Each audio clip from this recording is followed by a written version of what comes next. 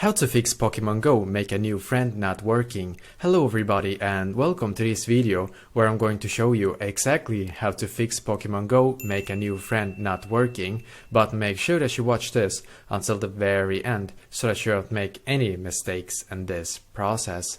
So what we need to do first is to just go into the Pokemon Go app. And now when we're on the Pokemon Go app, then we need to click on the Pokemon ball, like it's down below basically. Perfect, when we are in here, then we need to click where it says settings, and that is in the top right corner. And when we are in here, then you need to click where it says help, it's also in the top right corner.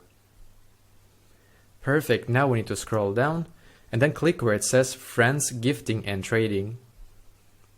Perfect, in here we need to click where it says adding friends. Perfect, and now we need to click where it says contact us in the top right corner. So in here you will need to write something like this. I will just demonstrate to you. So write something like this. I have a problem with adding a friend on Pokemon Go app. Please fix this issue for me because it is an important function for my user experience on the app.